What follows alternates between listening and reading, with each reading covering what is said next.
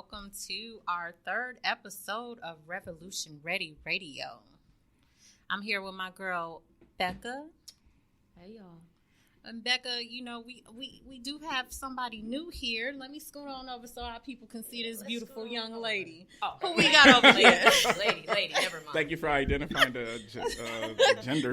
Not you. No, okay, I got you. So we're welcoming our co-host, Miss Key. How you doing, Miss Key? I'm great. I'm really good.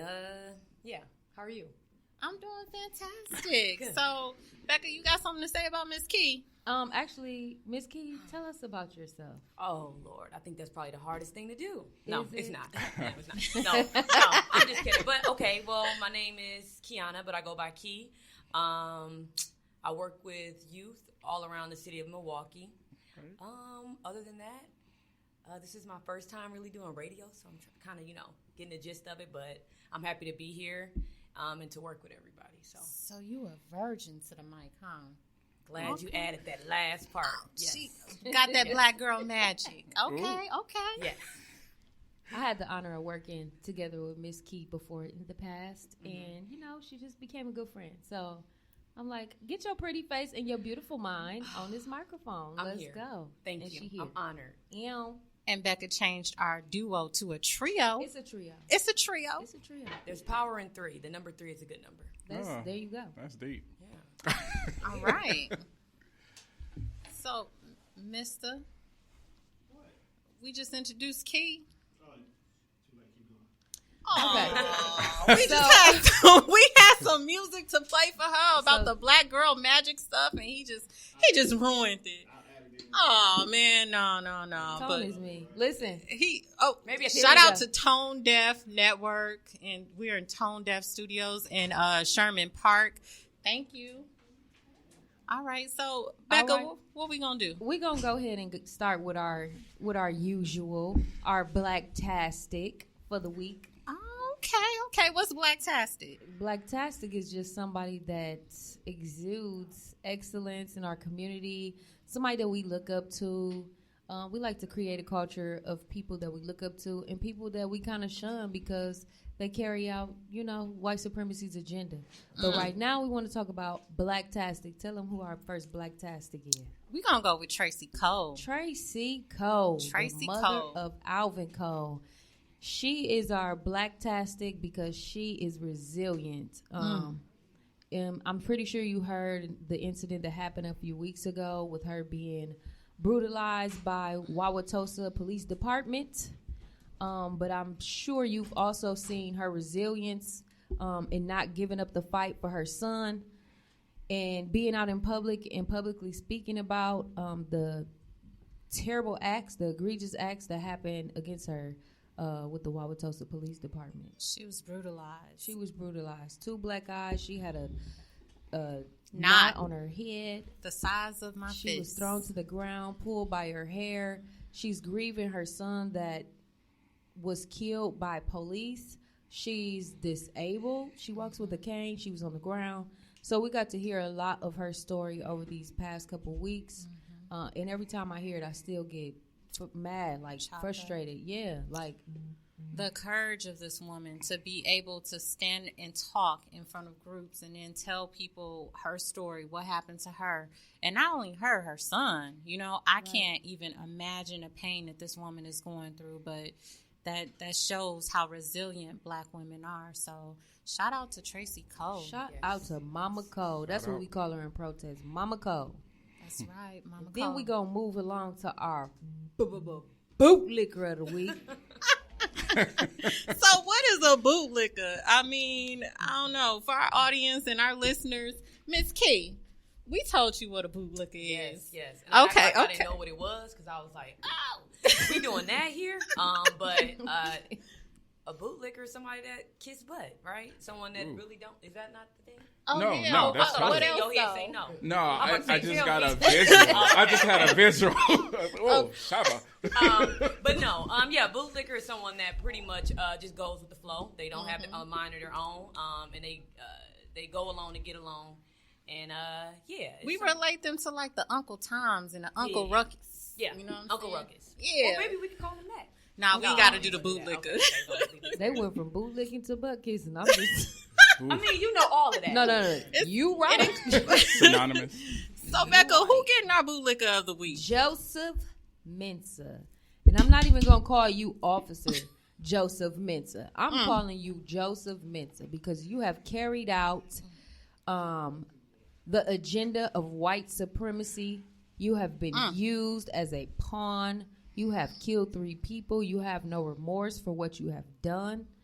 And you have always meant yes, Marquesa, always Mensah. Yeah, and we're calling you out. I'm going to give him a... There it is. Absolutely. And I don't think we need to say no more we don't about need that. to say no more. You know you're a bootlicker, and anybody who rolling with him is a bootlicker too. Give him another bootlicker. Bootlicking.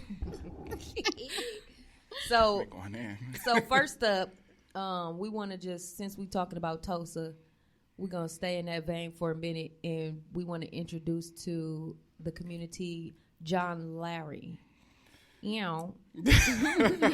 John, tell us something about yourself. Well, give us your my name is John Larry. Thank you for introducing me. That was a phenomenal introduction. 2 words I get. We're going to introduce John Larry. Okay. Wait. Hold up, John. I got something for you. Go ahead. There it is. There it is. Thank you. There it is. I appreciate that.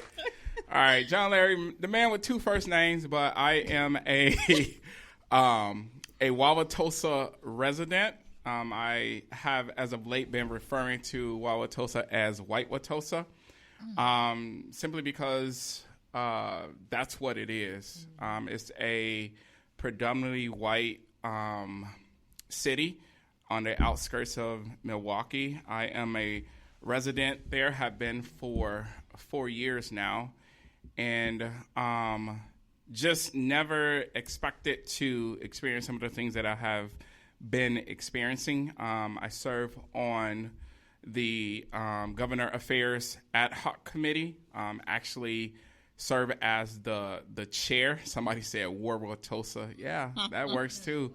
White Watosa, War Watosa, and there's been some other names that have been that have taken over White Watosa, which is fine. So I serve as the chair of the ad hoc committee, the Governor Affairs Ad Hoc Committee, where we are trying to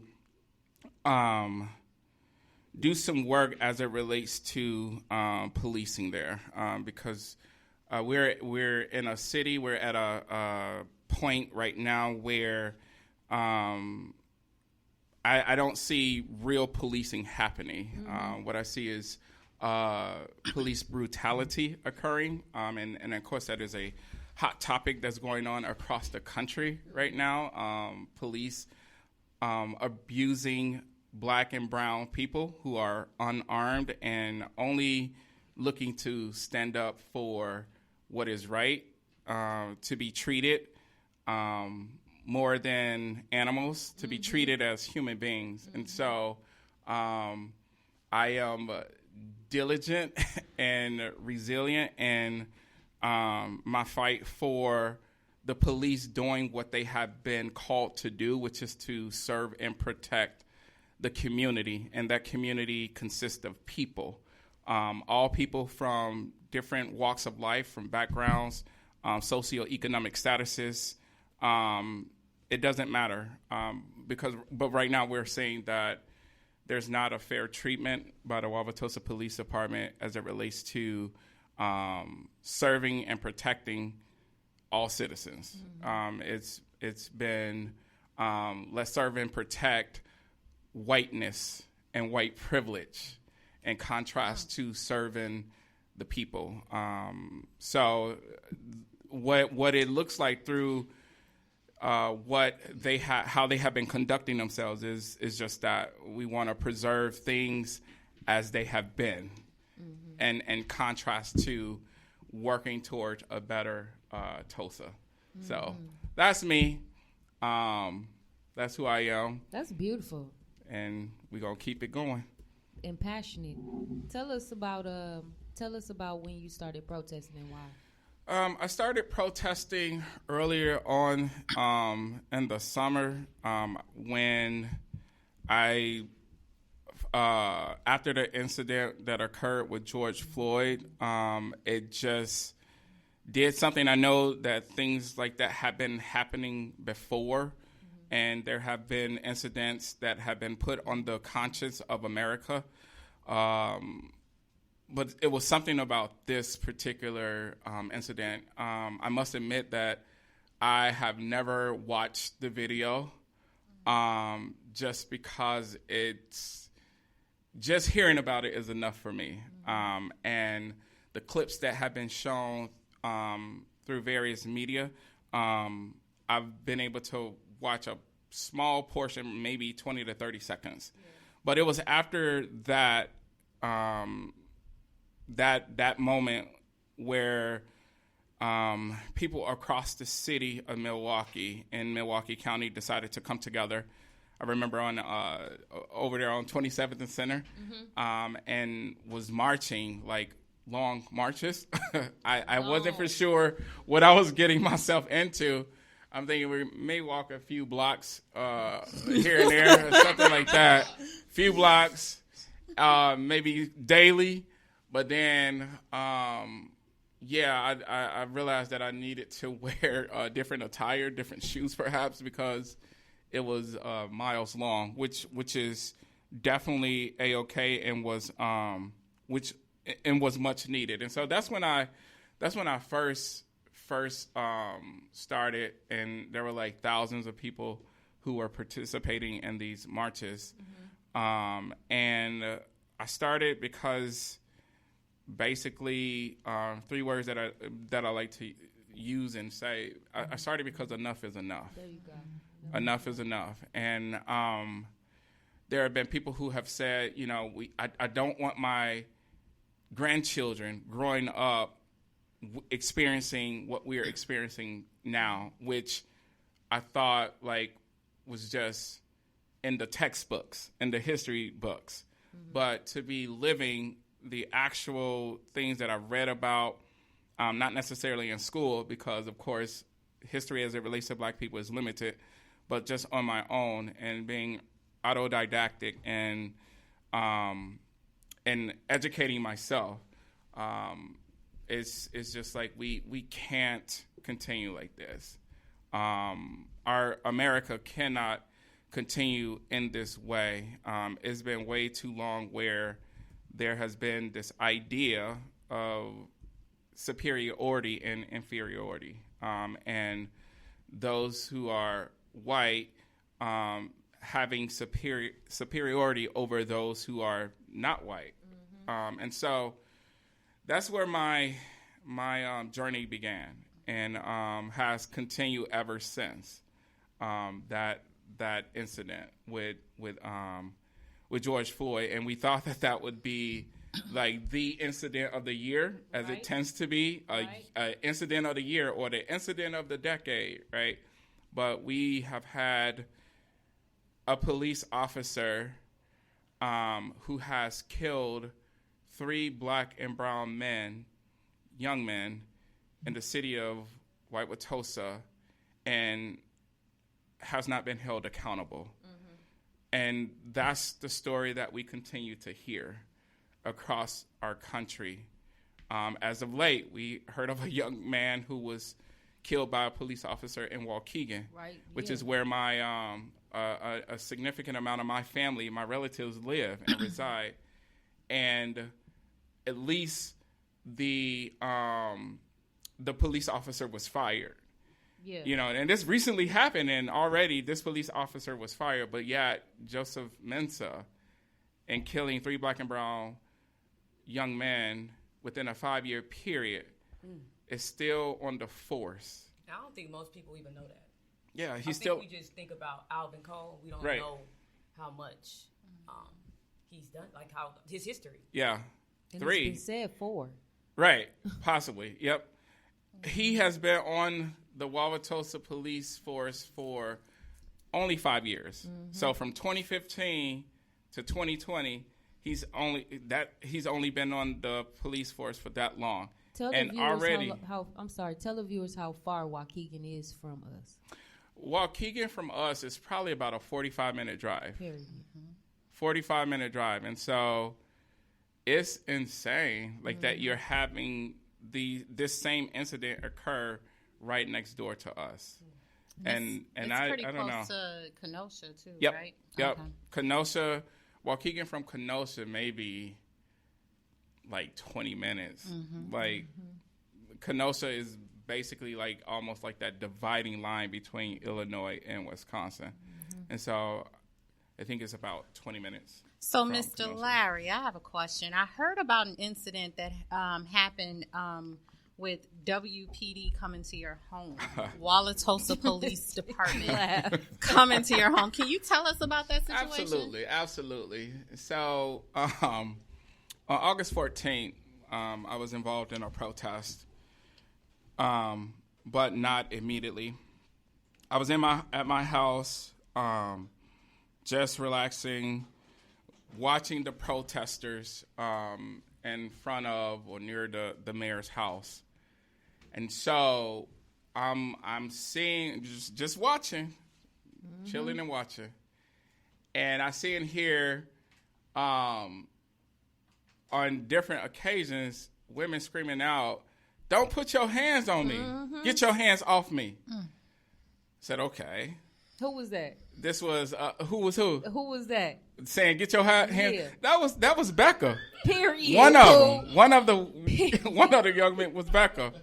Becca was telling Lieutenant Jeffrey Farina. I kept calling him captain because I wouldn't give him lieutenant. Yeah.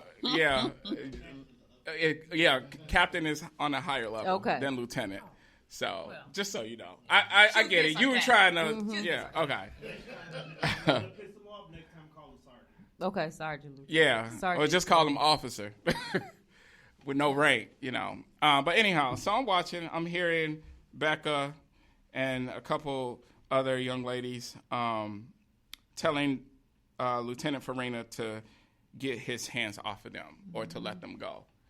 He wasn't putting cuffs on them, reading them their rights and arresting them and taking them in. He just decided that for whatever reason, he was going to put his hands on them. So I'm saying this, and in my mind, I'm like, oh, no, not today. So I rush over there to where the protesters were, and I'm looking straight for Farina, Lieutenant Jeffrey Farina, so that we can have a conversation, right? And there was some words exchanged, polite and impolite. Let's just say it like that. And after some time of being there, I ended up leaving, going back home, doing my thing, living life in Wauwatosa. A week later, about 3-4 squad cars from the Wauwatosa Police Department show up, and they are parked some feet away from my house where I reside. And I'm thinking that, what's going on with the neighbors, thinking that the neighbors may have called the police because of some incident or something of that nature. And so they are starting to walk across my lawn. And, of course, that it's like, okay, what's going on? So wife is there and decides to record the interaction from the window. So he walks across my lawn along with 2 other individuals. This is the ironic part. Is this Officer Farina? This is Lieutenant Jeffrey Farina. Officer Farina. Yes, let's say officer. Let's say, yeah, okay. We'll put it that way. So he walks across my lawn and addresses me and tells me that he was issuing me a ticket because of the impolite words of exchange that we had on that August 14th evening. And so basically he handed me the ticket, was attempting to explain, and I said, thank you. meaning, okay, you can go. You're dismissed. Yeah, basically. So he walks back across my lawn, and I'm telling him, the next time you pay me a visit, please walk on the pavement. Because my grass I have been having issues already with getting my grass up. I'm like dropping seeds, trying to get this grass to grow. Mr. Larry, somebody wants to know what kind of ticket you were issued. It was a disorderly conduct ticket for $1,300, a little over $1,300. $1,321, right? Yeah. $1,300. And let me say this. No, not this ticket that he came to my house with two other officers, with the black officer who was also there, who decided to stay in the car, which was interesting. It's ridiculous. $1,300. So for disorderly conduct, this ticket he could have put in the mail. Let me say that he could have dropped it in the mail. But let me also say this: him and I had a second encounter, and he told me that he had more tickets for me. No, I said, drop them off at my house. No, he didn't. I will. I will. That was his response. He said, I will. I said, okay. Camila said the black one that be crying all the time. There's only one yes, black yes, girl it was him. It was him. It was him. The one we saw at the Cheesecake Factory. Yes, but those tickets did not end up being dropped off by him in person at my house. I could tell you that. They came in the mail. Everybody else's was mailed. Yeah. Yeah. And so it was an attempt to intimidate, which did not work. Everybody basically in White Watosa Police Department knows who I am. One of few black males in the city who cannot be intimidated in any way by any leadership in the city of Wauwatosa. So, as a matter of fact, it would appear as though I'm on the radar of both the White Watosa police chief, Weber, and the city mayor. They conducted a press conference a couple of weeks ago, or a week and a half, whenever it was, and they mentioned me. I still haven't watched this part yet of the press conference, but they mentioned me because they are having, I guess you would say, a tantrum, if you will, about me referring to them as the Proud Boys of Tosa. So, which, if you look at their practices, especially with Chief Weber, you have been the chief for 30 plus years of this city, and nothing has changed. Black and brown people are still being treated the same. Sounds about right. You're saying that an officer should still remain on the force even though he has killed 3 black and brown men because he was cleared by the DA. But if we were to reverse the roles of that, it would be a totally different outcome. Period. Totally different outcome. If I am convinced that if Joseph Mensah had shot and killed 3 young white males, we wouldn't even be having this conversation. The Fire and Police Commission would have already did what they needed to do after the first time he killed a white young male. So that's right. Wauwatosa is historically a sundown town. Absolutely. Wow. Yeah. So, yep. That's right. So, Mr. Larry, can you give us some information about the Governor's Affairs Ad Hoc Committee? Yeah. It's still in its infancy stages, is what I would say. It was a committee that was formed because of the great need to address some of the dealings with the Wauwatosa Police Department. In addition, though, we would like to address other issues, such as redlining, the lack of black and brown leadership with employers there. They have a comprehensive approach that they're trying to use to make Wauwatosa more inclusive in talking about this idea of equity. Mm-hmm. But here's the problem. Everybody who sits at the table and talk about this plan, they're all white. Mm-hmm. There's no black and brown representation.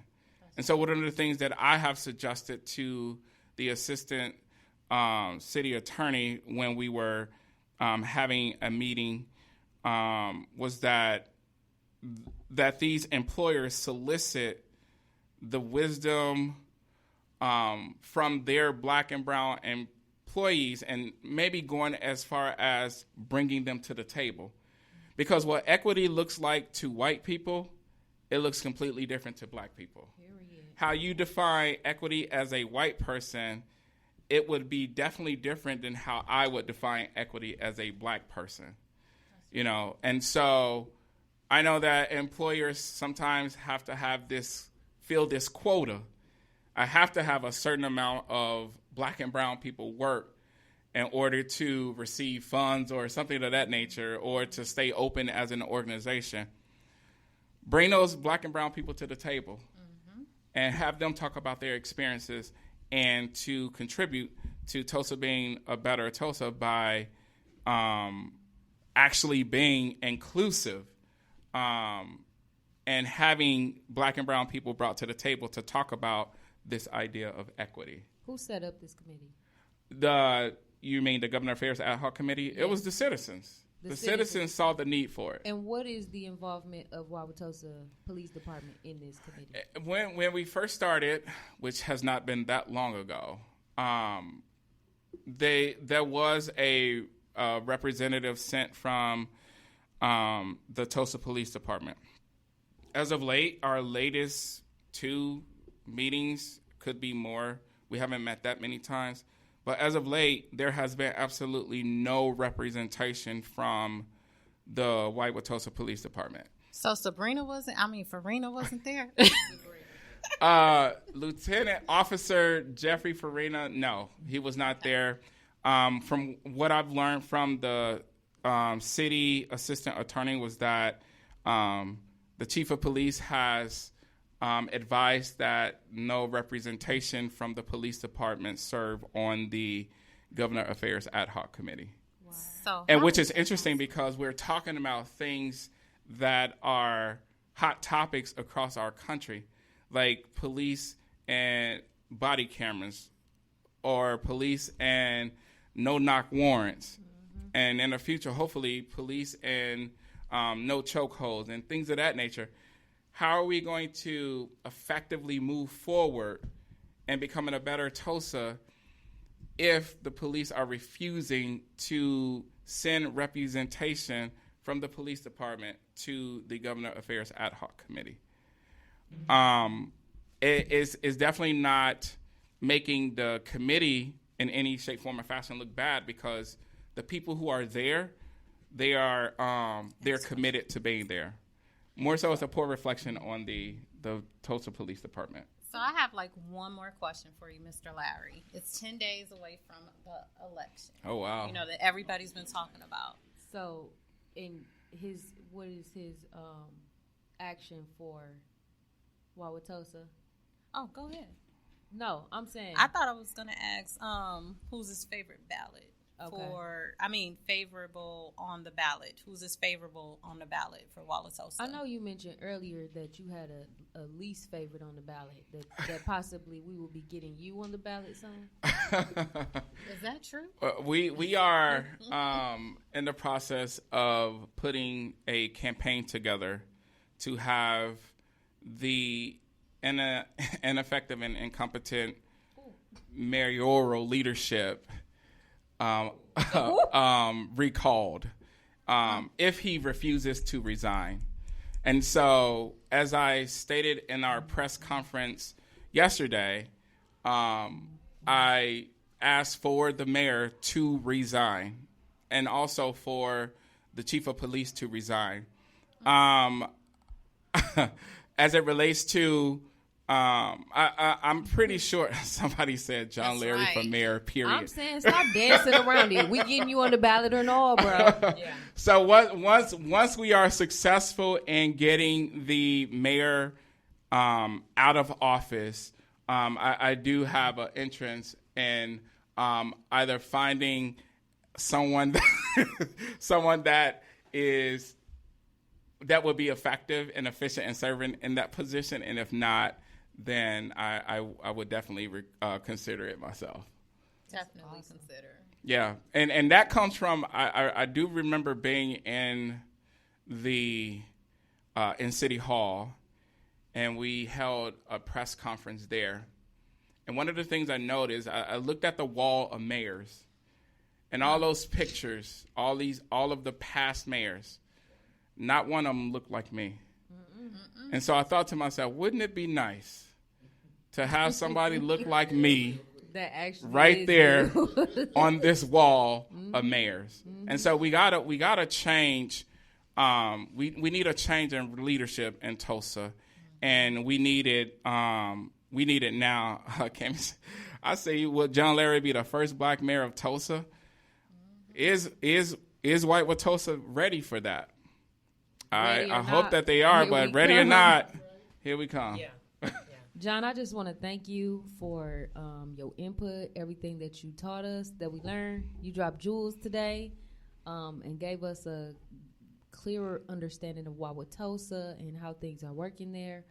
We definitely hope to see you on the ballot. You know you have our support. Don't make us move to Tulsa so we can vote for you. I got a couple people moving there. You know, but we vote. definitely got your back, brother.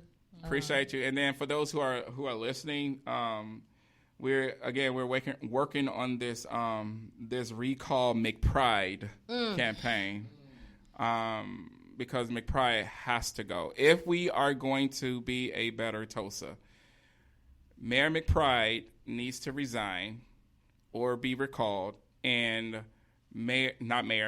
Chief Weber needs to resign as well, or go into his retirement, because Tulsa is not going to be better until those two proud boys of White Watosa are no longer there. I heard that. Okay. Let's give it up. Period. All right, so we're going to introduce another special guest. He was actually there February 2nd when Officer Mensa shot and killed 17-year-old Alvin Cole. So go ahead, Angel. Angel Vega is his name. Angel, go ahead and give us a little background on yourself, please. Oh, I'm sorry. I wasn't there when Alvin Cole died. And I'm sorry, he's online. So, yeah, that's why you didn't see him around the table. So go ahead, Angel. So I think there was a misunderstanding. I wasn't there when Alvin Cole died. Oh, I I'm was sorry. arrested a couple of weeks ago at a protest, and then I was taken to Mayfair. Sorry about that. Taken to Mayfair. Tell what you mean taken to Mayfair. So I'm a little bit confused. So I wasn't there when Alvin Cole got shot. No, that's our mistake. Tell us about Mayfair. What you mean? Mayfair Road, Mayfair. What you mean? Mayfair Mall. Yeah, Mayfair Mall. What was you doing at Mayfair Mall? That's where the cops had took me when I was arrested a couple of weeks ago. Oh, okay. So Got wait, it. you were arrested at Mayfair Mall, or you were arrested and taken to Mayfair Mall? Yeah, no, I was arrested a couple of weeks ago during a demonstration outside of Wauwatosa City Hall, I believe it was. And when they arrested I heard that night there was about 28 protesters that were arrested, and we were questioned at Mayfair Mall underneath the parking structure. Wow. Mayfair Mall underneath the parking structure. Yeah. Who arrested you and took you there? Well, I guess I'll introduce myself. Okay, I'm sorry. Go ahead, Angel. My bad, bro. No, it's okay. I just wanted to clarify that because I didn't know if I was the adequate person to be on here then, if that was the miscommunication, I guess. But my name is Angel. I live in Milwaukee, have been living here, was raised here. I'm an educator. I guess that's what I'll disclose for right now. Shoot. So yeah, that's the introduction, I guess. Tell us about your involvement in protests. Well, I guess looking at the first question, why am I protesting? I think that this is like something that I had to like really think about and remember. Like one of my first actions that I, would go to, and that was back when I was like 16. It started out through the immigration movement here in Milwaukee in 2006, and I got really involved with that because I do come from undocumented parents, and how that has reflected on my life as somebody who is a citizen here. And then eventually in high school and in college, I started organizing with the Latino student organizations and the Black Student Union. And now, I guess, because of recent events, after George Floyd, I decided to. I had stepped out of protesting and organizing for a while, but that brought me back into it because I felt that, me as a brown person, even though everybody faces some kind of oppression, I felt that I could use my privilege as a brown man to elevate the voices of those who are a little bit more marginalized and oppressed than I am. So I guess that was why I've been out there protesting. I recently got involved with a collective of people who saw the need for medics to be out there, street medics, and so been most of my roles lately have been assisting protesters to the best of my ability out there with some cameras as a street medic. What was it like being at Mayfair, like being held there? So yeah, this was a couple weeks ago. I believe it was 2 weeks ago on a Friday when Wauwatosa police decided to there was a curfew and we were outside and protesting, the injustices, obviously, that structural racism and how that affects Black and brown people. And we were tear gassed and shot by the cops with rubber bullets. They came out there with full riot gear on. And that day, my role, I went out there as a medic, so I felt the need to, assist those who were being hurt. And in the process, I lost the bigger crowd. I eventually ended up trying to get away from the cops for like an hour. I felt like an Olympus at that moment, just jumping over fences, throwing my backpack over and hiding and ducking. Eventually, I was detained as I crossed the Wauwatosa to Milwaukee line. I was actually detained in Milwaukee, but they were following us and they trailed us and they cornered us in so close, literally like a block from Wauwatosa. And so they arrested a couple of people that night with me, and they took us there. It was a long time. They held us in a van, and they ended up taking us to Mayfair. And as we're pulling into Mayfair, I'm questioning in my head, like, what are we doing here? Like the audacity to bring us to the spot where we're literally out here currently right now in Milwaukee because of the Joseph Mensa situation. And a couple of us were scared. I remember one of the girls that was arrested with me was like, "What are we doing here? I'm scared. Like, are you all gonna like kill us?" And I started thinking stuff too. I was like, "What are we doing underneath the parking structure of Mayfair?" It later became evident that it was a bunch of police districts working together. I mean, I saw squad cars there from all over the city, and eventually the FBI was there. And I refused to get interviewed by them, but they were definitely there to interview protesters. Or what they called investigating protesters, and I'm like, investigating what? Like the people that you need to be investigating is your coworkers, the police, our system that we are currently living under for the last 500 years. So it was a pretty scary situation, and I think for me, I had to later on reflect how I normalized being arrested. It was more so the reason we were being arrested that it just baffled me. Like I was literally out there protesting the over policing of communities of color, and then I get arrested. So that was kind of ironic to me, and I couldn't help to laugh a little bit. I was like, I'm out here protesting why people are being over policed, and then here I am being arrested.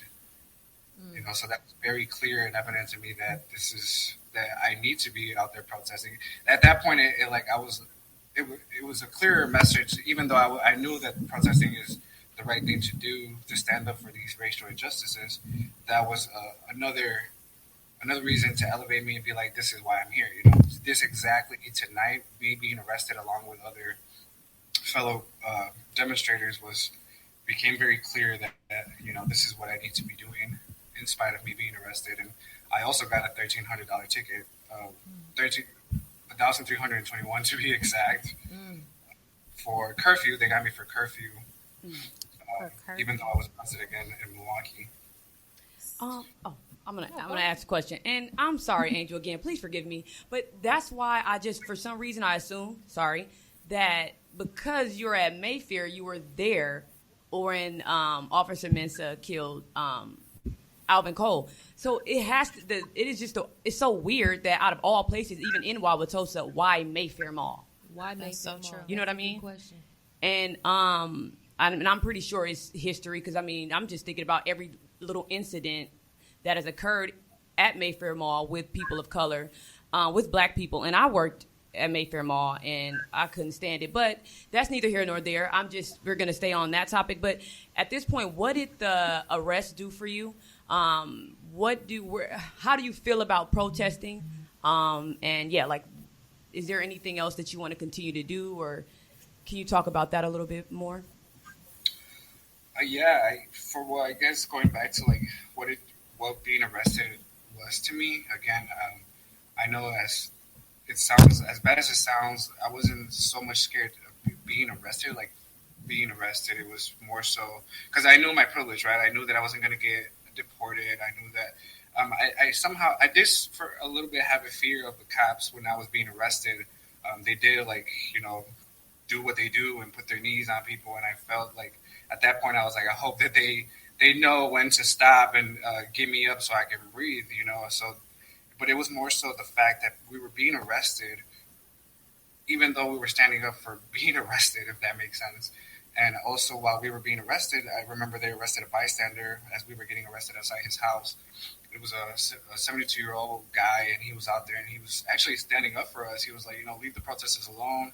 And one of the sheriffs directed his attention to him, and he said, if you don't move around or be quiet, we're going to arrest you too. And of course, the guy didn't, and continued to stand up for the people who were being arrested in front of his house. He ended up getting arrested, and while we were being arrested, he ended up being inside the van with like 6 other people who were being arrested.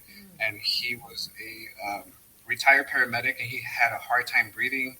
And we're handcuffed, right? And I remember that night was pretty hot, and we're underneath a parking structure with like 6 people being in there. So it got really hot really fast. And the guy, I remember him slouching over and like saying, I can't breathe. And at that point, that's what really is still kind of a trauma to me, seeing, like I can see it and hear it and in the news all the time about people dying under custody.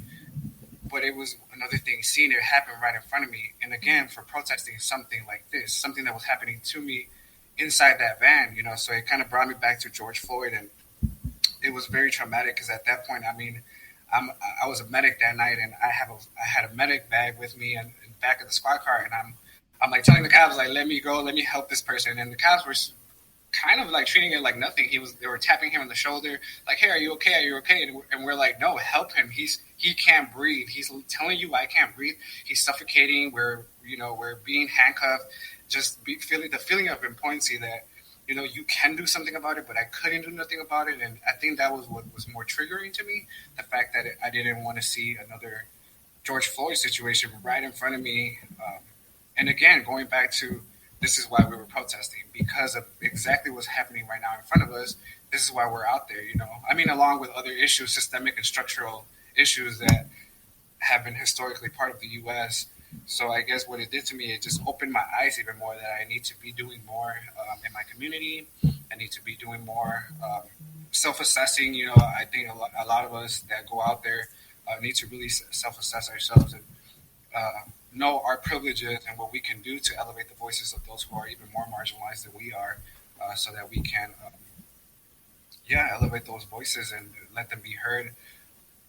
So, Angel, I have a question, because I've heard rumors about the people who were detained being held in Mayfair and how they didn't feed them for long periods of time. They dropped them off in places what was your experience like actually being in the basement of Mayfair. Yeah, I was going to ask that too. Did you get a phone call?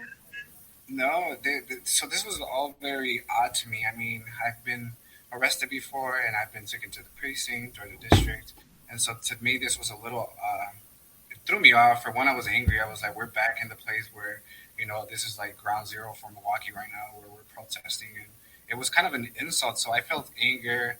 I felt it was just it was insulting, that they would take us there, and then eventually we learned that these, they had a bigger plan for us, which was to interview us. And I don't know if that they felt that this was going to be like a very conspicuous spot to pick to have a command center ultimately to me.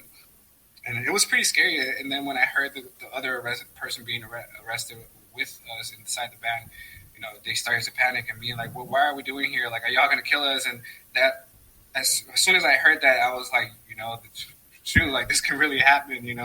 It wouldn't be too much of a far-fetched idea to think that cops would do that, because obviously we clearly seen it for the last hundreds of years happen. And it was a little scary for a moment. I was just feeling like, what are we doing here? What's next? Seeing a bunch of National Guard be down there and just, being so nonchalant, just listening to music while there's a van full of protesters that are being detained in this parking structure that I had no idea was part of Mayfair at all, because it was very hidden. And it was annoying. I was frustrated. I was a little scared. I didn't know what was going to happen. We were detained. I mean, it felt like a lifetime, but honestly, it was like about 4 or 5 hours. They got us in there. They tried to question us. Of course, I didn't, want to be questioned. I just wanted to get out of there. They gave us a ticket, and then they just dropped us off at any point in Milwaukee. So that was that. And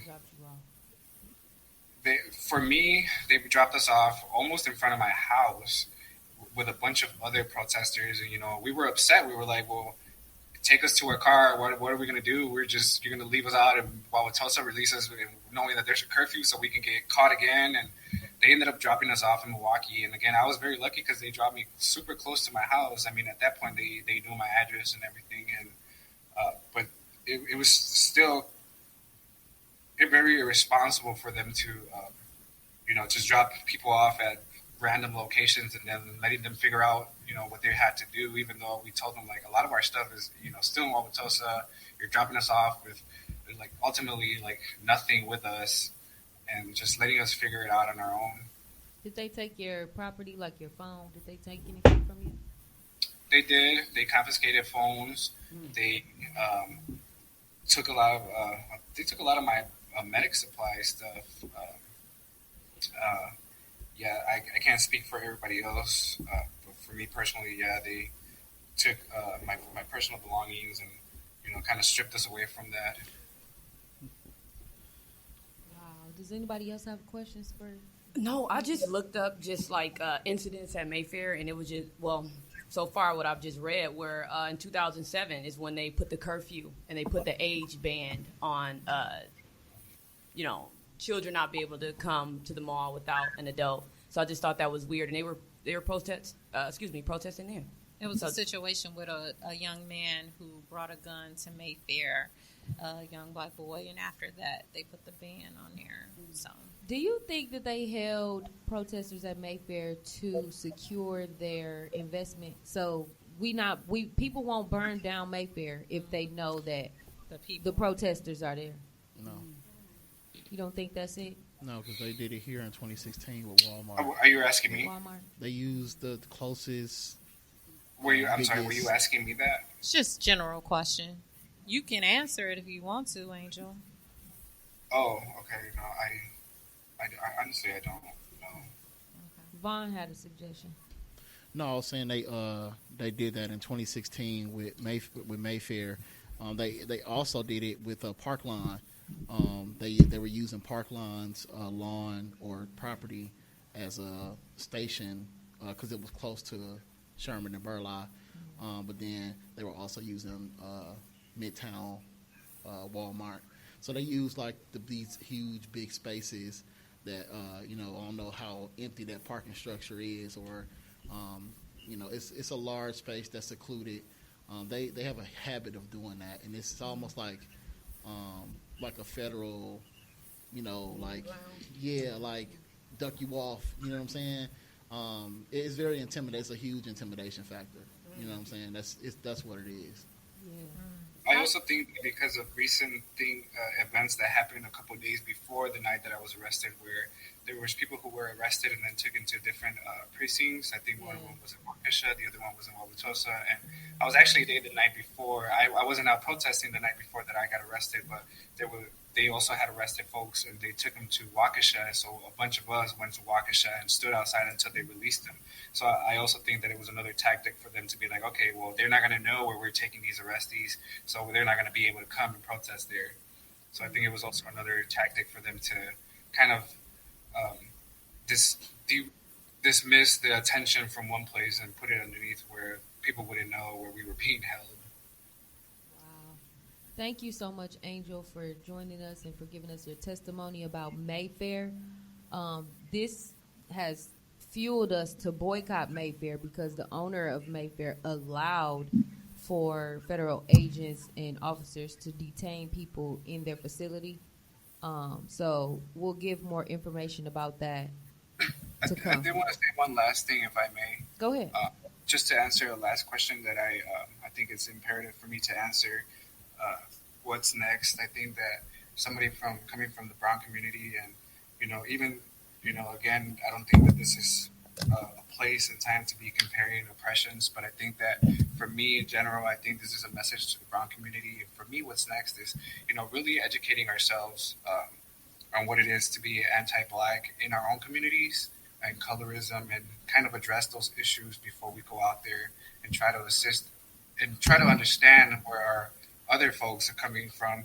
And I call this like an invitation to folks out there who are listening and come from the brown community to really sit down and reflect, what it is to say Black Lives Matter, and just kind of unpack that, because I hear a lot of Latinx people be like, well, brown lives matter. And, what I've seen is the Black community stands with us, and it's time for us to also stand up, because it's the same system that is massively incarcerating and killing the Black community is the same system that's deporting and separating our families and ultimately killing us too. I mean, Antonio Gonzalez, Joel Acevedo are examples of that too, and to just really start unpacking those and also understanding our privileges and what we can do to elevate voices of those.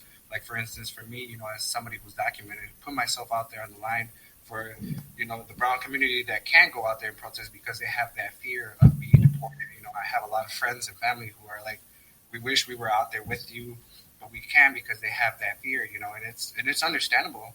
So I guess, what's next for me is I'm going to try my best to educate my community before I go out there to stand, and I mean, I do that on my own, but really trying to pack that down and get that nailed down, that we need to understand our intersectionality and ourselves, our privileges, so that we can stand in solidarity with folks who eventually are standing with us too, because once we destroy one system of oppression, the other ones follow too, and once we reform, or to me abolish the cops, it's going to also eventually lead to the abolition of ICE and other systems of oppression that affect us in different ways, that affects the queer community, that affects the Black community, that affects the brown community, that affects the socioeconomics, the disparity in education. Again, I'm an educator, so we see those play into those systems in the healthcare, and so once we eliminate those systems, eventually everything else falls apart with that. Thank you, Angel, and shout out to all the educators on the front line. Thank you. Wow. So everybody, go ahead and share this live. That was deep. That was real deep. Angel, we appreciate you. Yes, thank you. I know you had an emergency. You weren't able to make it in, but thank you. My bad.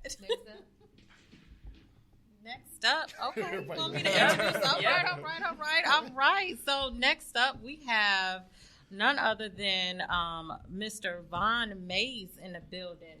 Vaughn, how are you? I'm good. I just had a little fun before I got here. So. Oh, you had a little fun? Yeah, Bonnie man. Bill. We had to roll up on Joseph Mensah at Brothers downtown on Water Street. Brothers.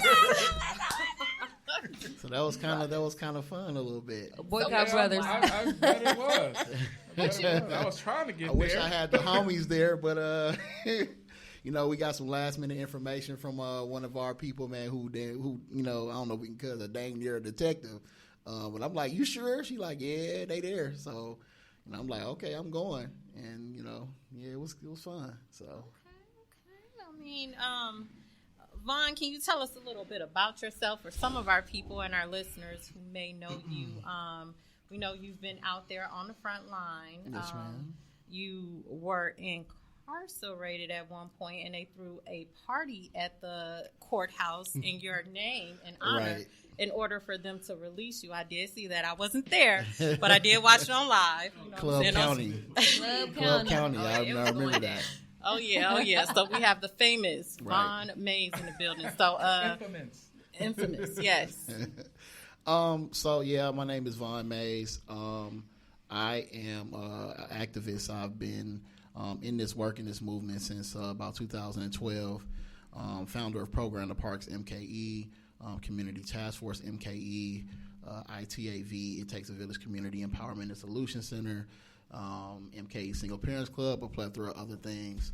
I just have had the privilege and honor and pleasure to be a servant, and be of service to my people in my community for a number of years. So, Ashe, that's beautiful. So I know we brought you on here not to talk about, your activism in the community or anything like that. We wanted you to, talk about who's on the ballot in Milwaukee, Wisconsin, or just in Wisconsin in general, to give, people who look like us, who believe like us, and share our values and our missions, some type of direction on, who they should be looking at when they go into, what I'm saying? I don't want to say it like that, but I swear to God, that was going to be my answer. They try to get me. They try to get me, bro. Right. You know what? This is one of the, most essential. Well, this point in time in history, this entire year, has led us up to this point and to what's coming next. And, even with the ballot, I've had and started conversations with the other side, with the Republican side, because when we talk about, passing laws, changing laws, legislation, all that kind of stuff, we are in a state that is dominated by the Republican side. So even if we have our Democratic side of folks saying, yes, we should do this, let's change this, let's change that, they have a huge, level of opposition to where are we going to be able to pass this stuff? And so starting those conversations with the other side to say, are you guys going to resist what we try to change, or are y'all going to come to the table? That's been the predominant, focus of my work. And not just the Republican side, Common Council, the county, the Fire and Police Commission, and even the police department themselves, because standard operating procedures has to be changed. It can be changed by them directly, or it can be changed by the FPC. And so I've just been on a campaign to really directly challenge all those different entities, because we just at a point in history where we have the opportunity where most people are on board, but we do have people who oppose and people who are just not going to want to do the right thing. They want things. This state was built on them doing things the way that they've been doing it. And, even though we have a general consensus that it's wrong and that a lot of this stuff needs to change, what does that mean for everybody else? You know what I mean? What would it mean to have an equitable Milwaukee when you have people in Tulsa talking about white flighting? You know what I'm saying? When you have, they still don't white want us. flighting? What's that? Listen, I was told, even during the Jay Anderson stuff, people from Tulsa were coming to me back then and saying that they were having midnight meetings talking about there's too many black people moving here. Ooh. We need to move out further. I'm talking about, and they're still doing this. Oh, they're wow. meeting with each other, Tulsa residents, white Tulsa residents, and they're talking about white flighting. So That is. We'll take it. So that's why I was saying maybe we need to do more to put him on the ballot out there so we can. They coming. You know what I'm saying? Maybe they get him. If it's a white flight though, that's going to be a huge flight because White Wauwatosa is a predominantly white city, and so the amount of minorities that are there is next to none, and so history can either be changed or it repeats itself. Right. And at one point in time, people of color in Milwaukee, black people specifically, were put in a literal box of place they could live. And once that changed, the majority, which was white here in Milwaukee, they dispersed. Northridge. It's not far fetched. And again, if I've been hearing this stuff for years, and we now are seeing this year people coming out with letters, all this different stuff, like it's very real. So. Yeah. Absolutely. Oh wow. She said Tulsa was built on white flight. Where they moving to next? Probably West Dallas, man. You know what I'm saying? West Dallas. I'm already right. More pack themselves. Oh, y'all got them over there too in White Alice. White Alice. So wow. So who are some of your favorables on the ballot for Milwaukee that you will bring that you believe will help change?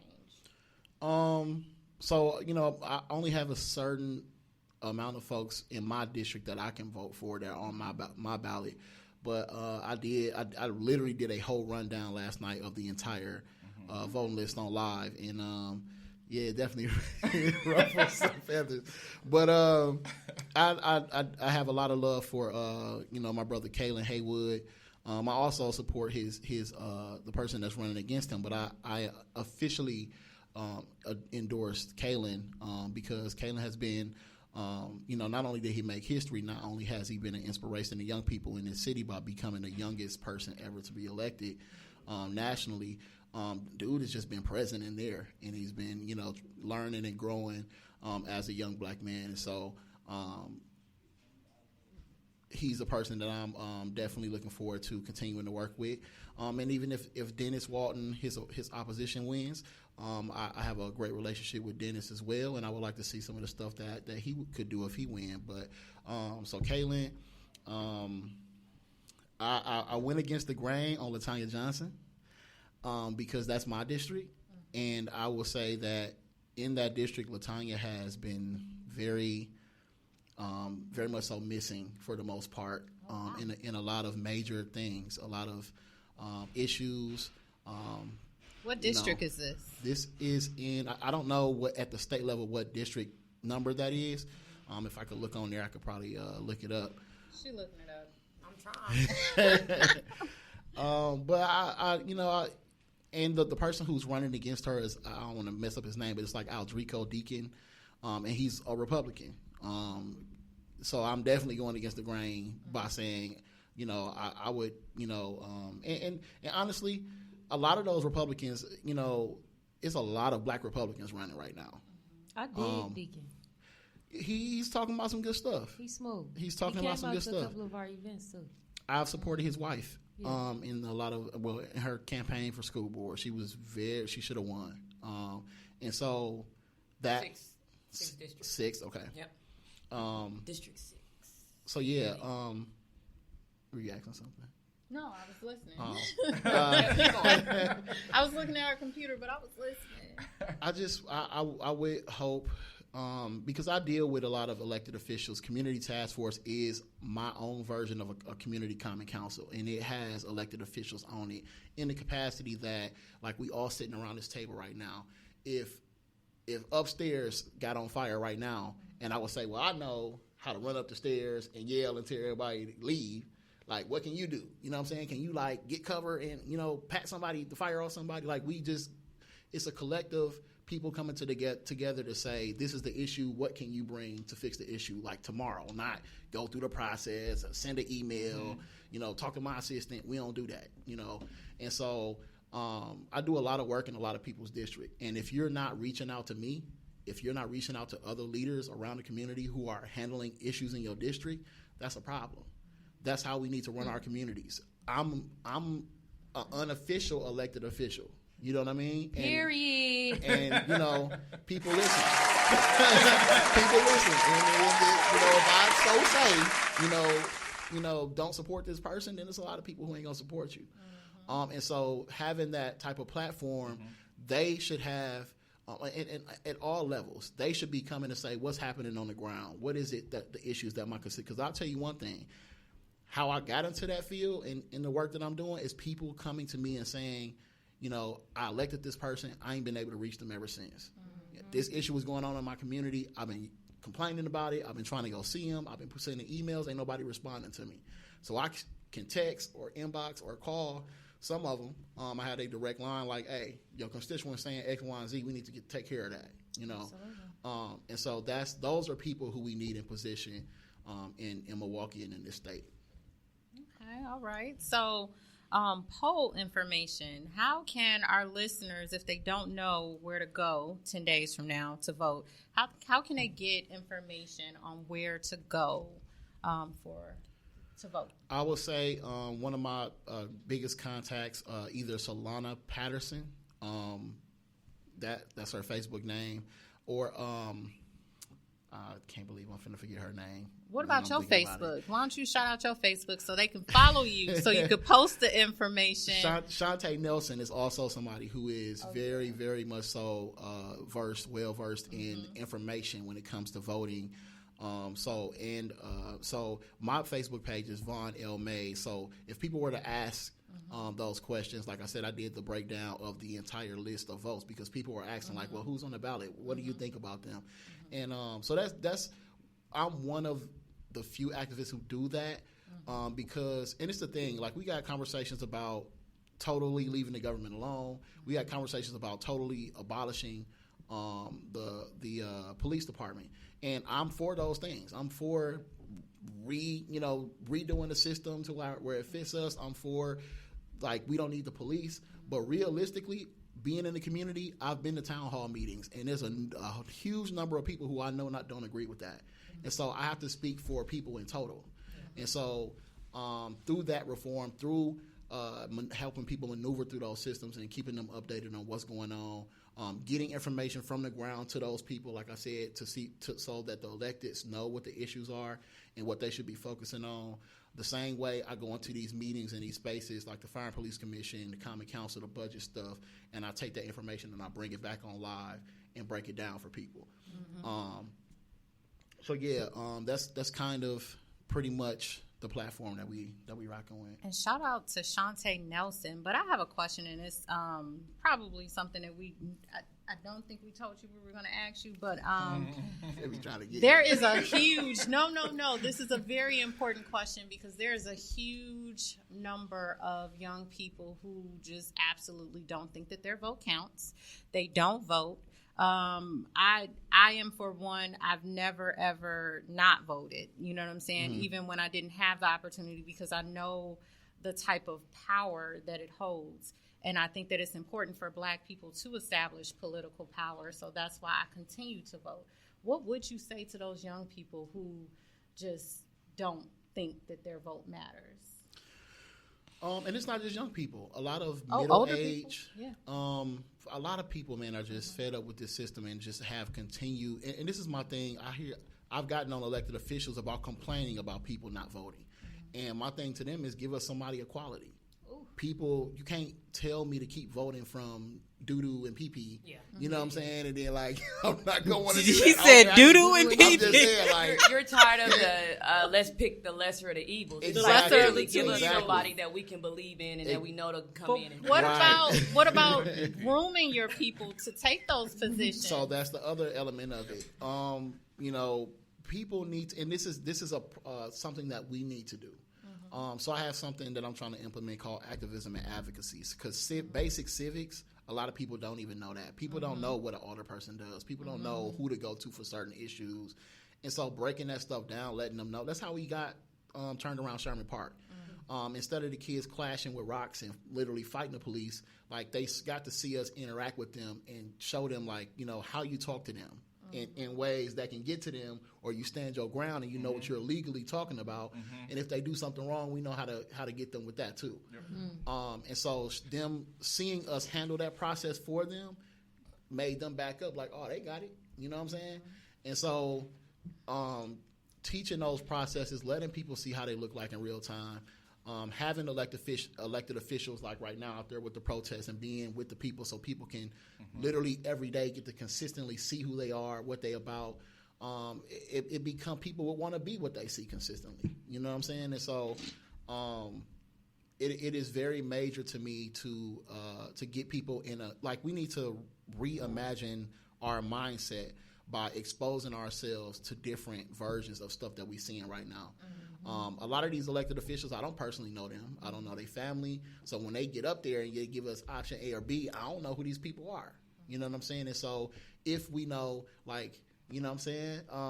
It's people who've been in the movement, who I've been around, who I would love to see. They perfect for it. They would be perfect people to go into those positions, but a lot of times they don't want to.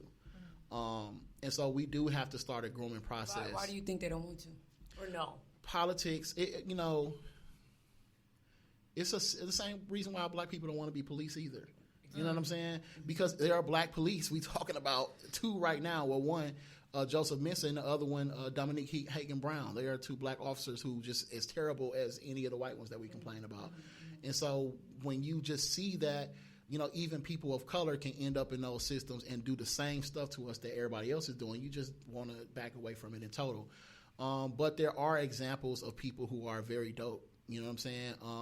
And we don't get to see that all the time, but making things, again, more visible through social media, through being there and being present and giving people that other side of stuff that we don't get to see is very much so impactful. And it has gotten us to a platform to where we can tell people to vote. Most of what I do is I try to go out to people who have never voted before or who have quit voting. You know what I'm saying? And try to re-engage them in that. Because I literally push candidates. I will, I helped Verona Swanigan try to run against D.A. Chisholm. I helped Senator Taylor try to run against Tom Barrett. We need to see people of quality and get people back behind them. But that's a job for them to take on and to do correctly, too. Do you think we push hard enough or move fast enough when they get those positions and they don't uphold their responsibility in order to get them out? No, part of it is the whole thing of when we vote for somebody, we just think that they gonna have it for us and we can just step back and go back to regular life. You can't do that. And most you gotta hold them accountable. Yeah, and you gotta watch them. Yeah. You gotta watch what they're doing. You gotta watch what they. And I'll reiterate one of the things I said last night. Senator Taylor, one of the best things about her, she has this report card type of thing where she puts out everything in a report card format of what bills she's done. All of them need to do that. So I love Lena Taylor. Even if you don't, know about these people, there should be something I should be able to show you that says, these are the amount of constituents that reached out. These are the amount of constituents they helped. This is how responsive they are. These are the bills that they supported. This is what they actually did to help us. And so people can't just say, oh, I did this, I did. No, we can see it, and then we use that as a tool as well. So maybe we need to add that to the list of demands that everybody needs to have a report card system. That's good. Absolutely. So is she one of your favorites? Yes, and I know a lot of people got issues with Senator Taylor. Let's talk about that. She off the block though. You know what I'm saying? Because I'm on Burline. I know I may get Burline-ish sometimes. But I think it's not even about that. I think it's just like what you said. Even if we agree, we don't agree. However we feel about however we feel, as long as we have somebody there. I mean, not corrupt.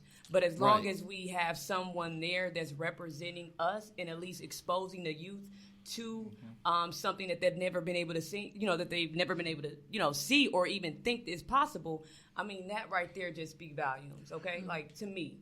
Oh, I think absolutely. That influences everything. Absolutely. I just want to say, Lena Taylor was on the ballot for mayor. And now we have, black women didn't vote for this woman or whatever. Right. I did. There was worse opposition to her. Disappointed in our city. Mm-hmm. We had an opportunity to have our first black elected mayor in office, and we did not do it. So I'm just so disappointed. And the reasons that I heard people, black women Petty not voting stuff, for petty. stuff. Her attitude. Well, you need an attitude dealing with people or whatever Listen, who you tell you can't- you don't matter and don't amplify Trying to your tell voice. a bully, hey, please stop hitting me. That's not gonna work for him. You can't talk to bullies like that. You know what I'm saying? Sometimes people need to be cussed out. You know what That's I'm saying? right. I'm You just gotta saying. say That's it. right. I'm just saying. So you need that element of people who will get in that mode because that commands like I love the mayor of Chicago, man. Yes, God. Lightfoot. Yes. Oh my God. Said it. Just her just meme for anytime I see everything. her visibly, it is just That's the my greatest city. thing ever, dude. You know who they talking about. But- Can we please explain? Look at just Oh, just you have Google to. it. This Just is Google what it. Lori Lightfoot Yeah. means. Her- Mayor Lightfoot. Yeah. Mayor Lightfoot. Her picture from running to the picture from now. Y'all But she's so dope. Oh, no, but she's it's the so greatest dope. thing ever, dude. Yeah. But Okay, I know what you're talking about. Now. She's so dope. Plenty of memes. But yeah, Plenty of them. One thing, and this is what people don't But she understand. here though. Yeah, and she that, She and did. that's And where she we. did and it. that's- She did it present. together. She present, clapped you know? back at the president. She Yeah. don't care. You know what I'm saying? I remember she was in Chicago and she said something to do. She was telling them to go home and they told her your bald head. It was so funny, dude. But I just. One of the things about Lena that people don't understand, dude, like the work that we do with homelessness, the work that we do with DV, the work that we do with, she's always intentionally trying to figure out how we can expand our work, who we can help. There have been so many nights she's helped us help people find somewhere to go. She's helped people legally, help us connect people to attorneys, showed up in spaces. Man, listen. I don't know how often people, because people watch the news a lot. How many of these other elected officials y'all see get up here and talk about You these don't issues? see them. You don't see That's them. the thing. So when you have somebody who will take those stances, because a lot of people's non-support for her is the fact that she will call people out and call That's things right. out. So you have to ride with people who do that because it ain't too many of them who get in these rooms, especially when we can't see them. You know what I'm Absolutely. saying? So that matters. That definitely matters. And she's on the front line. You know, when our mayor was in hiding, Lena was out there with the people, you know, with the pandemic, or whatever. She was visible, you know, and I just appreciate her. Every event, every major, small event, Lena's there. You know, she's helping clean up and serve people. This is a senator, you know what I'm saying, an elected official. So I have so much respect for her. So if she's on your ballot, make sure you mark that mark. She ran Vote for Lena. unopposed this time for her okay. state seat. Okay. But when I was in prison, that was the first time I heard her name. It was like general consensus that she's the person to call if you got a problem in prison. And so even before I met her or knew anything about her, I just remembered that name because all the issues we came across, people like, man, yeah, Lena Taylor. You know what I'm saying? So when I saw her, I'm like, okay, this is who they talking about. And then I saw her do that same thing, that level of advocacy out here in the world. Yep. And so I'm like, okay, this is somebody I can support and And rock she with. also works with Project X with helping prisoners reintegrate back into society. So she does so much in the community. So again, shout out to Lena Taylor. Tell me how you feel about the Democrats not wanting to debate the Republicans at the NAACP Well, platform. so one thing I know, the Republicans' platform is a lot of that. I don't necessarily feel because I don't know because I don't know why exactly they didn't. But I'm not gonna hold that. Like to me, I'm not gonna let that be the basis of them coming for them to say this is the reason you shouldn't vote for them. You know what I'm saying? A lot of those candidates again have done things for the community. Again, Kaylin is part of that group that they're talking about. Dora is part of that group that they're talking about. And Dora, she did debate her Orlando Owens in their race in, I believe that was Shorewood. And I think that's part of his thing was saying, well, you went and debated for Shorewood for the white folks, but then you didn't want to come down to the black folks. But then a lot of people have an issue with the NAACP too. You know what I'm saying? We can't overlook that. Like a lot of people are like, well, where the NAACP been for all these different issues, you know what I'm saying, that they ain't showed up for black people for. So I would leave that to them to explain why they wouldn't do that. I know I kind of got some of that from Kalen. I really don't even remember the conversation of why, but he did give me reasons of why that didn't happen. And it had to do, I think some of it had to do with like scheduling. It was like a change in something that was like last minute. Like, so I don't know. I can't really speak on that because I don't have enough information about it, but I'm not going to let them use that as a reason to say, you should vote for us. See, this why, you know, I ain't just finna fall for that one like that. Who we need to get in office to get these reparations? That's all. Listen, we don't need to get nobody in office. You ain't talking reparations. We don't need to get nobody in office to do it. Why not? This is the thing. We have a list of demands, and this is what I explained to Orlando, to any of the Republicans. The other side is like we will sit down at the table and we can talk about a lot of this stuff. The other side, y'all not doing that. Y'all are the opposition of why whatever don't happen is going to be because of their side. So you can't fool me with none of this other stuff. The conversation still is because we have a governor. He has the ability to what is it called? Executive order things. The Senate has the ability with the session to legislate and add different things and resolutions. It's up to them to not let it go through.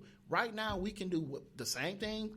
What's that place in Chicago did? Somewhere in North Carolina did, where they're using tax from hemp and all that stuff as a form of we can do that without waiting for they can do that right now if they go in session. But again, are they going to oppose it or are they not? And you know, Orlando is a cool dude. He's running against my friend Dora. And I you know, he's a decent dude. He's a Republican.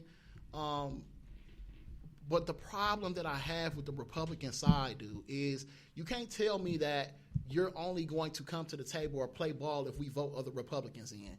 To me, that's some bull. You know what I'm saying? If y'all not doing the right, because this is right versus wrong. If y'all want to fix this state and these issues, then just vote the stuff that people need. What's the problem here? You know, and so that's my premise of that. And at some point, I'll have Orlando on to address some of this stuff. On behalf of himself as a Republican, you know what I'm saying? But like right now, dude, it's just whether it's the Common Council and the Democrats or whether it's the Republicans, who is finna do what? And what side you gonna be on? What side of history you gonna be on? And then we need that report card too. Oh, absolutely. The report card. I've heard rumors of a civil war. Can you respond to that? We just had Kyle in Kenosha. I don't consider any of this stuff as rumors. Okay. When right now, with the protesters, when we've shown up to those other places to get people bailed out, I've seen the Proud Boys. I've had to run the Boogaloo Boys out myself. They personally come here during these 100-some days of protests. These are not just miscellaneous threats that they're doing. These people have been here and they've been showing up. And so I believe them when I see their president say stuff like stand back or stand by or whatever, and then they, you know, do this whole campaign and he's talking about he's not going to give over the power, you know, nicely if he don't win. And those folks are being propped up and they got orders. They sticking to them words like orders. So this stuff is real. And I don't think we're paying enough attention to the possibility that people will begin to act if you don't win. I really don't see people taking that seriously. And that is, I know the hood is the hood. You know, they got them. And I think the hood prepared, you know what I'm saying, for anybody who run up with them problems. But but on a larger scale, we got a lot of people who are not prepared for anything and anybody. And so I think that's something that people need to take a very extremely deep look into as those being real possibilities. Definitely. I know we've been putting plans together to make sure the community is safe. So if anybody is interested, just go ahead and inbox. And we can kind of keep you in the loop on some safety measures that you can take during this time. I am disappointed at the ballot right now because with the things that we have going with the state of America as a whole, we have no business having one option for... Like, nobody is on the ballot against Chisholm. This is my thing about when people talk about Chisholm. Again, the same thing with Lena. We had the opportunity with Verona Swanigan. And Chisholm has been the DA for about 20 years. You have to have somebody who, one, has the actual capacity to do that job and do it correctly. two has just as big of a name or the financial backing, and that's very difficult to find. So you can't just run just anybody against these people. You can't just run anybody just against Mayor Barrett. You cannot do it. And if people are not going to invest in finding somebody and backing them, then we can't have that conversation. We have to fix or limit the power and the ability of all the stuff. This is why I'm saying we can't count on him for these charging these cops. So let's do special prosecutors. We have to do it because you can't. I know about two people that I want to try to engage about possibly running that race, but while he's there, we got to come up with something else. We got to come up with an alternative to go around whatever it is that's the problem with him in his office. And that's not the only. I'm just saying we should see more names on the ballot. Milwaukee County Clerk, one person. Milwaukee County Treasurer, one person. Milwaukee County Register of Deeds. Just having one option for any category on the ballot, that means we dropped the ball. And that also means that there are structures in place. A lot of this stuff, the Democrats and the Republicans are almost, those are huge entities within itself. And what people don't understand is so much stuff is puppeteer or pull strings. A lot of this stuff ain't accidental. When people, even when we do see names on the ballot, when you see 13 names of people going on for the same seat, somebody did that. There ain't just 13 people woke up and said, I want this seat. Somebody is, and then when you have people saying, write me in or like splitting votes is real too. And that's a political tactic that people do when they want somebody to win. We gonna give you 13 options over here, and then everybody who gonna vote for this person gonna all vote for this person. So how you gonna split up votes between them other 13 people? So people have to understand political strategy, warfare, the mind games that they playing. You really have to understand and maneuver. And this is my thing. It don't matter who in the seat. I'm coming to see you. That's, and I need more people with me to go see them. Yeah. You know what I'm saying? Because at some point in time, they're going to be looking at me like, well, it's just you. You know what I'm saying? Like, and you only represent so many people. No, it's a bunch of us. And it's a bunch of different people with a bunch of different people behind them. We have to, again, come up with that group that is invested in political power. Becca, you made a good point. Like, it's either, like you were saying, it's either we're not supporting them and they're not strong enough, and that's why we're not supporting them, or it's the system, or is it a little bit of both? And then what do we do because of the system? Like you said, is that the way we go about it? Literally finding other avenues, finding back doors to the problem? Right, yeah. Just like the electoral college, a lot of people don't understand the voting for the presidency. The popular vote don't necessarily mean they're going to win. Right. Because they have another thing set up to where however your state is split up between Republicans and Democrats, so that same power structure is set up for them to vote for the president. So when you have a predominantly Republican place, they're going to get so many votes cast to the minor votes of the Democrats, and so they can win that way. So when we look at the Republican side, we have to go after some of them seats. Like last night, if it was a seat that I didn't know of and it was Republican and Democrat, vote with Democrat because we need them seats. Yeah. You know what I'm saying?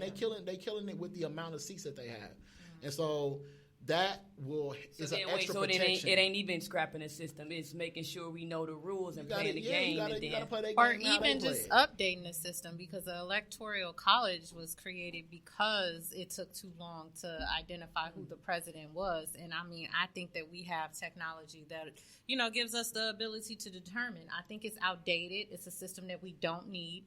And we've seen it become a problem in at least 3 elections.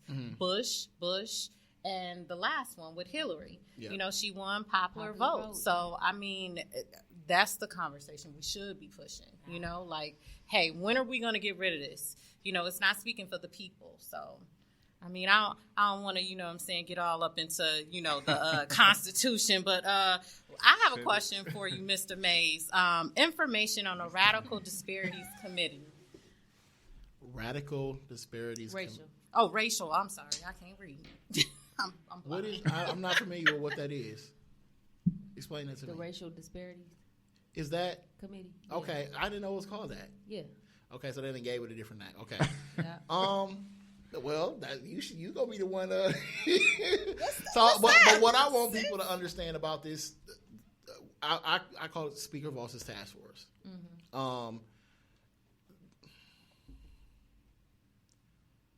You have to ask the right questions, and you have to be at the, because this is the thing about people creating tables and posturing stuff up to where they have the leverage and the power. And I've seen something come out from Governor Evers with a number of bills on it that he's trying to push. I need to know what those bills are. Whatever Speaker Voss and them come up with, we need to know what that is. And we cannot, the same way people give us candidates to vote for, you can't give us bills and just say, look, yeah, let's do these. No. We have a list of demands, and they need to align with what we're asking for. And we need to make sure ain't no loopholes. We need to make sure ain't no, if something needs to be amended so they ain't got no way around it. We need to know all of that, and we need to have input in all that. Absolutely, because we ain't finna get duped this time, fam. It's not gonna happen on either side, because right now, I've been very adamant about this. Y'all think America's on fire right now? Mess this up. If they mess this, and Wisconsin is a pivot point right now as far as the elections. Trump done been here 7 times. Because he's starting to do know he's starting to lose. Yep. And so again, he's already postured people up. If I lose, it's something wrong. You know what I'm saying? Oh yeah. So, we already know what Wisconsin is, and we see these, rallies and all these. They trying to galvanize the same, all they little people up and get them riled up. And that, again, this is why we live in one of them states where we should take these threats very seriously. Because we know where we at, and we know even the people who like, I ain't racist, you know what I'm saying, but they is. The ones who flat out is, you know what I'm saying? Like, they bring up their one black let friend. me feel your hair. I ain't racist, but let me touch your hair. You know what I'm saying? Just rubbing a little bit. Yeah, like food stamps. You tell me about why black people have fruit. I ain't racist. Food stamps. You said food stamps. I'm just saying, man, they be tripping. I've had somebody donate to our program to a lady whose house burned down. They bring a refrigerator and stove and some clothes, and then you sit down and talk to them. They like, why do black people not want to work? And I'm like, What? I'm like, somebody need to talk to this person. You know what I'm saying? She's going to take all these donations back. We live in one of them places. And so we need to be very conscious of where we at. And I think that's our main problem. We let people trick us. Oh, my God. As if they are our friends. They are not our friends. They keep showing us they ain't our friends. That's a whole nother conversation. That's what's happening in White Tulsa. So, White Tulsa. Yeah, in a couple of meetings with the mayor, that's exactly what it was. It was almost like he was trying to use myself and another individual who met to go out and win people for him. For the sake for the sake of black sitting on the equity and inclusion committee, and so it's just were you a token? Miss Key said she was talking about bus tokens that we used to use. No, she's talking about token, like you being used as a pawn. Like you were saying, he was trying to use you in another. It was a joke. Oh, absolutely, but the reason that I'm on the radar of the White Watosa Police and Proud Boy McPride is because of the fact that I see through. I'm one of those persons that you're there, but you're not there to be used and abused, and you said, I know. Uncle Tom. No. That's why I'm on that radar. I get it. That's why you're here. Right. Period. Right. He said he is not the Period. one. Y'all play too much. Yes, sir. Yes, ma'am. So what's next for Mr. Von Hayes? Maze. I'm sorry, my bad. Wait, can I ask this question? I want to ask this question because, I know it's kind of late, but never too late kind of ish. But what got you started into the whole activism thing? Because I don't think you really went in depth with it. And I think it's just an honor to sit next to somebody. I mean, all of us right now that are activists and strong into it. I was one of them people who didn't know what else to do but besides be a Facebook preacher and talk about what we need, what people are doing right now. But I was doing so much talking because I didn't know what else to do. I was by myself. I've always been that type of mind. Even with my friends and people growing up, I had a different thought process because I grew up different. I had access to different stuff. I was born here. I left when I was 4.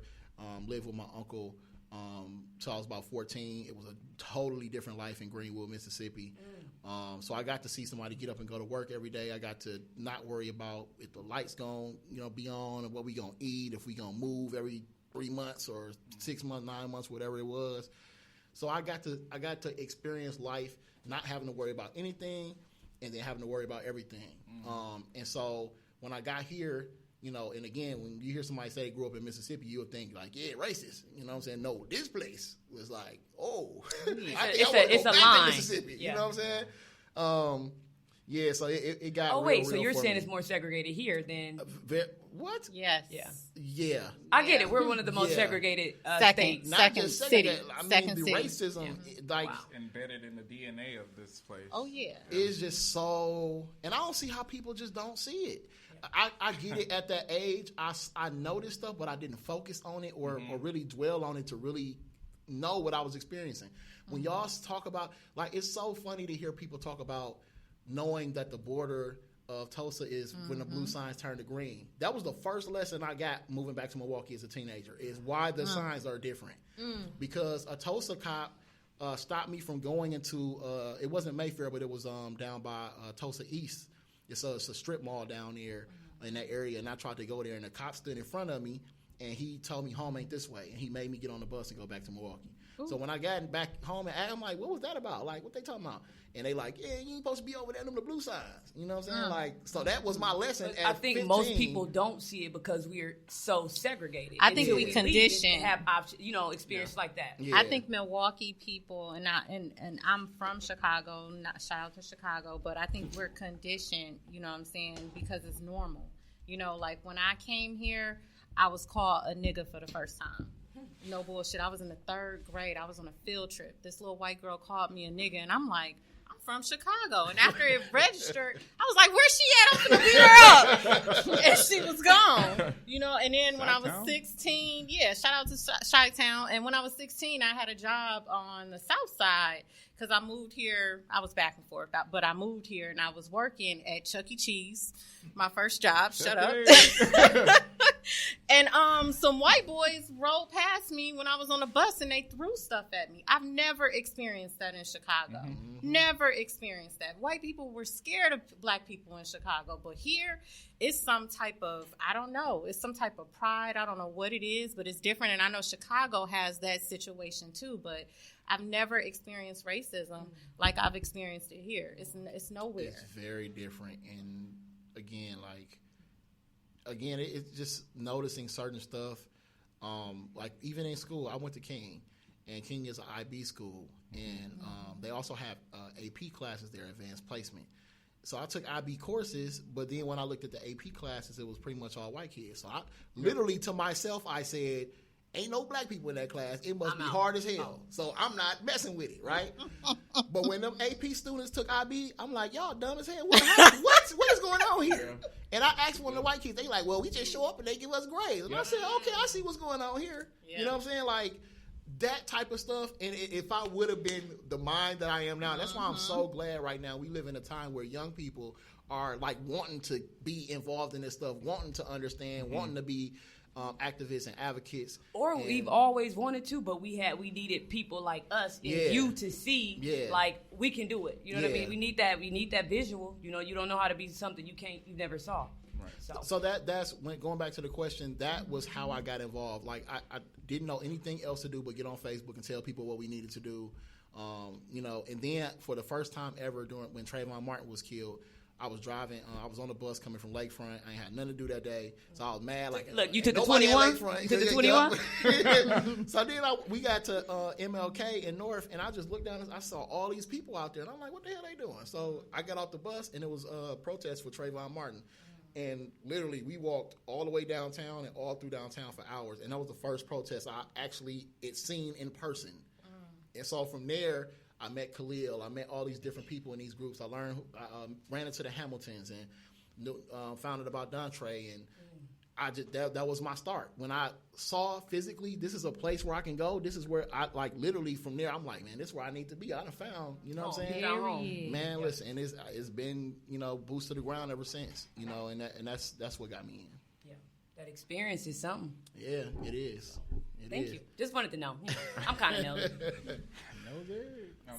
So you didn't answer the second part to that question. Uh-oh. What's next for you?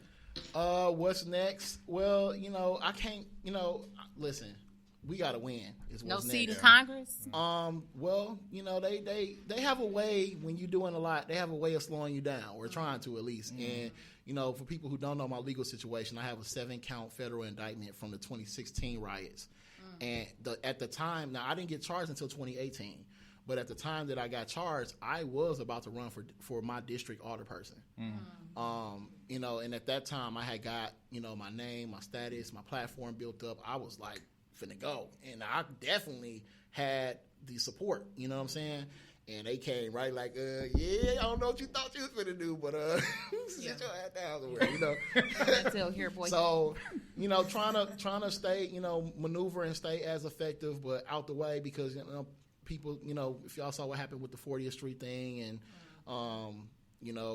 just trying to not repeat history. You know what I'm saying? I know what have happened to the greats in the past and I'm not trying to call myself a great. I know when you have, the eye or when people revere you in a certain way, what they can try to do. And that's why, I made the song Heavy is the Crown because people, they want that spot and they do not understand what come with it. Like right now, protesters are being targeted and given tickets and stuff. Oh, it's that times 100 for me. You know what I'm saying? Imagine two vehicles. Said from 16, you said 2016, and they're just now saying something. They charged me in 2018. And then they charged me. But it was from 2016 when you tried to run for. Yeah. That's crazy. So I've had, people follow me. I've had cars destroyed. Like every car, something is wrong with it. I've, falsely arrested, all that kind of stuff. Like all this stuff people going through, like I've been through that times, And that's why I got mad respect for you because it's too much is given, much is required. Yeah. That's right. They call this brother the Milwaukee Malcolm X. Have you heard of that? Some people be offended by that, but really? because when you call yourself, because some people just get themselves a title and they don't even deserve it, and I'm like, why did you do that? But they didn't get you. You received that title. You didn't give yourself that title. I did give myself you that did? title. Oh, my bad. My bad. He said he cried. But I'm gonna tell y'all something. You cannot name another. Well, I ain't gonna say that because people will say that is disrespect too. Mike McGee Jr., Mike McGee Sr. There's a number of people who have taken huge, major, controversial steps, and I am one of the people who are not in that generation. You can't really find too many people who have taken the chances and the risks that I have. Like literally going around the country, standing on flags, burning flags. I did that for a long time. Protesting he didn't do that. He didn't do that. He did not. He's just playing. She played too much. On the video game. He did that on the video game. On the video game. On the video game? On the video game. You got a video game? It was a pretend. Man, listen. I've done a lot of stuff that most people like, and even people who out here now, people who back then like thought I was just the crazy. Why are you doing that? And you making it bad for everybody else. Now everybody going around doing the stuff, and I'm like, oh, now you see what I'm talking about? Huh? You know what I'm saying? So the reason why I gave myself that is because one, watching his movie at like 8 or 9, 10 years old. Is literally the reason why I'm in this spot right now. Because that movie spoke to me at that age for some reason, and I've always How did you see that watched movie? Did you just... My uncle had it. Like, that, my uncle was... That, He wasn't pro-black or anything. He just had stuff like that, Eyes on the Prize. He had these different films and stuff around the house. And so we never had no conversations about race, nothing. But I got a hold to this stuff. It spoke to me. And then one of the most powerful scenes in the movie is when they were outside the... he made the police take the dude to the hospital. And then when they was at the hospital, they was like, hey, nah, he good. He ain't gonna die. So can y'all leave? And he did that. Smiled at him. People do not get my favorite movie. Most powerful thing I've ever seen in my life. Just from the fact that people have looked over, the biggest thing you can do with power is to have it and not use it. That's right. Malcolm ain't had to whoop nobody, but he ain't had to kill nobody. He ain't had to lift a finger to nobody, but they were scared of him because they knew if he wanted to, he could. And that has been the motto of my life, literally, since then. They don't know what I'm going to do, but the fact that I can do it is scary to them. You know what I'm saying? Now, later on in my life, things started to parallel. I went to prison. That's where I, got the fight in me like, hey, man, this was wrong. You know what I'm saying? When I get out, somebody going to pay for this. You know what I'm saying? And when I got out, that's when I got my start into activism. Like so much of our lives, initially, when I was running around doing some of the extreme stuff, like people hated me. Like people hated me. White people hated me.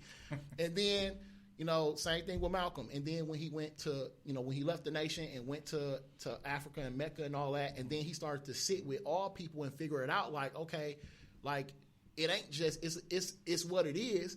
But now I figure out how all of us can come together and do it. And he started to try to work with Martin, and he started to embrace, you know what I'm saying? Like, that literally is the parallel story of my journey. And that was why I chose that moniker. You know what I'm saying? He directly, personally spoke to my life.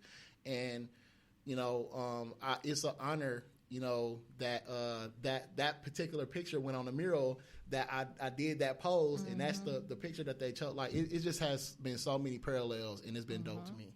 All right. So for those of you who are listening, he's talking about Malcolm X, 1996, directed by Spike Lee. Yes. I watch that movie every time. Denzel. Okay, I know we kind of getting that. You don't want to know how many times I've seen that movie. And then I read the book. Oh yeah, the autobiography. The autobiography is so much different from the movie. But that's how they go. That's Hollywood. Right. But but I'm with you on that movie, because when I seen that movie, I was glued to it. I was just like, I was in high school. I've seen it before, but I didn't really understand it until got older. But yeah, that movie. Yeah, I don't know how old I was when I went to see it, but I do remember going to see it with my mom, and it was so powerful. Yeah. That glove, man. You long still but got that powerful. glove in my head. Y'all seen the brother that thought he was finna get the tattoo of Malcolm X, and he had Denzel tattoo? They play too much. They play too much. But yeah, I mean, whoever you decide to, she did that one. But whoever you decide to call yourself, or honor yourself after, long as you keep doing you, because at the end of the day, people said what they said about Malcolm, right. Dr. Martin Luther King, Muslims, this, and they ain't gonna. At the end of the day, we still got to be us. We got to make sure that we just stay true to ourselves. And like you said, and like you were saying about, no, I'm sorry, that was Angel. He just left. Okay. But he was just talking about how when he got arrested, there was fear, but it really wasn't, because he knew he was living in his truth. And no matter what, you living in your truth, you walk in it, you just not on Facebook talking about it. And I think that speaks volumes, and speaks volumes to me, the people that are following you, and especially the youth. So. I appreciate that. Oh, should we give a hand clap? Give a hand clap. Clap a hand. Clap a hand. So we want to thank you, Vaughn, for coming on, dropping jewels. Thank you, Becca. And all the other queens in here. And Shani B and Key. You know what I'm saying? You got to do the Miss Key. Miss Key. I'm sorry. Oh, that's what you gonna say? Yeah. Miss Key? Miss Key. She used to that one. I'm gonna embrace that. Look, I'm kind of used to it, but I'm used to that in a different setting. Yeah. But we're not gonna talk do about what Miss setting Key. it is. We're not going to talk about But we're going to leave that alone. Let's put some respect on that. We're going to say Put some respect on her name. Yeah, we're going to say Miss Key. Listen, so we are boycotting Mayfair. You heard firsthand. Also brothers on Water Street, who is having a party right now with the Wauwatosa Police Department. And the killer of the three. Joseph Mensah. So boycotting brothers, you probably couldn't get in there anyway. Boycotting Mayfair, they sweat your kids anyway, but you heard firsthand from a witness that was detained at Mayfair Mall. You can go to boycottmayfair.com. We are developing information so that you can go and look and have other options outside of Mayfair. Make sure that you get out and vote. If you have questions about voting, please hit up Vaughn Mays. He will drop jewels on you. He will school you. We have John Larry, who is up next for mayor for Wauwatosa. So if you live in Wauwatosa, you know what I'm saying? He's gonna be the mayor. And it was fun. Thank you for joining us. We will see you next week. Shout out to at 5:30. Shout out to Tone Deaf Network for making all of this possible. Thank you for all of the comments, for tuning in. Hey, Femi. Yeah. Make sure y'all go ahead and share this. And then we will have the Apple Music podcast that will drop on Revolution Ready page. If you want to connect with us, go ahead and visit revolutionready.wi@gmail.com. If you would like to contribute, donate to any of our movement advancements, you can go ahead and connect with us there as well. Follow the screen at the bottom. You can see how to connect with us on Instagram and how to connect with us on Twitter. Thank you all. Anything you ladies want to say in closing? You did it all, Yeah. sis. Okay. Period. Thank you. What she said. And What big she ups said. to Miss Keith on her first day. She's Revolution Ready, y'all. Yeah. Revolution. Cut it out. Okay.